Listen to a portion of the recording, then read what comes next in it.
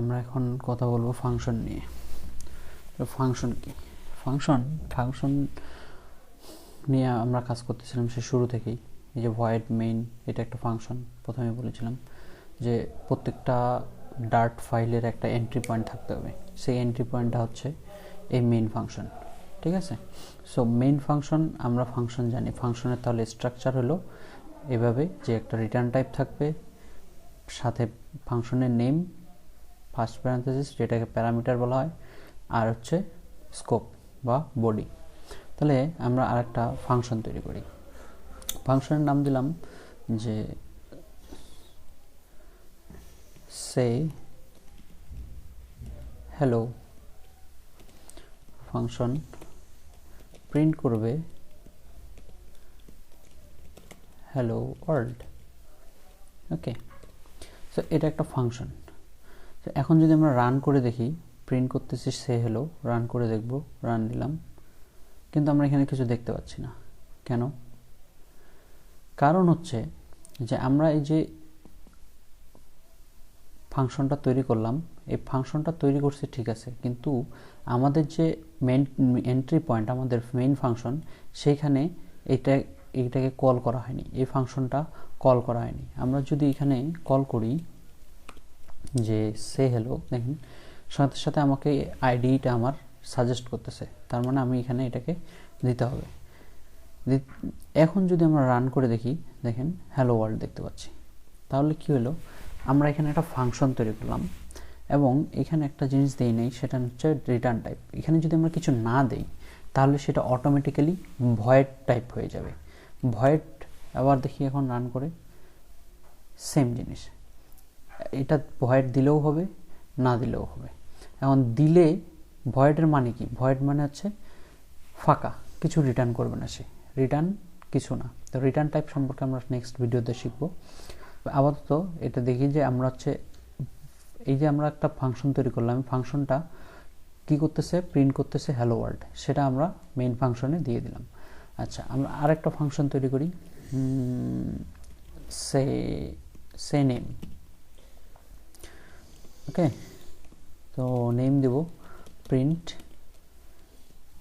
দিলাম হবে। ওকে, এখন এই ফাংশনটাকে আমি কল করতে চাচ্ছি এখানে, say name, say hello, not say name, say name. তাহলে কি হবে, এই যে আমি এখানে দিলাম, এখন যদি আমি রান দেই, দেখবেন হ্যালো ওয়ার্ল্ড সাথে হ্যাপি বার্থডে। তার মানে কি, প্রত্যক্ষ এবং পরোক্ষভাবে এই যে সে নেমটা আমার মেইন ফাংশনে কল করা হয়েছে, এই জন্য কিন্তু আমি এই হাবিব লেখাটাও দেখতে পাচ্ছি। আচ্ছা, এখানে আমরা আরেকটু কিছু করি, যেমন এখানে ফাংশনের মধ্যে আমরা ইফ স্টেটমেন্ট দিতে পারবো। ইফ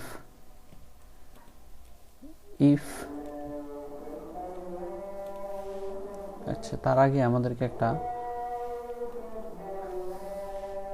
এক সেকেন্ড, এখানে একটা ভেরিয়েবল নেই, var name is equal to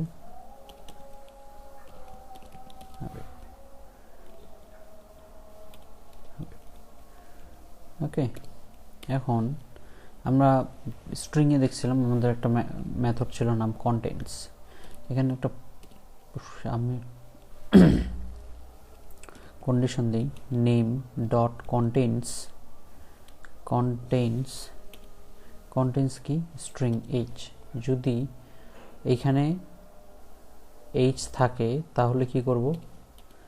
তাহলে print true, otherwise else print false। তাহলে এখন আমরা যদি রান দেই তাহলে কি দেখতে পাবো? হ্যালো ওয়ার্ল্ড আর ট্রু, কারণ এই h এখানে আছে। ঠিক আছে, তো ফাংশনের মাধ্যমে আমরা ভিতরে এভাবে কন্ডিশন দিয়েও চেক করতে পারি।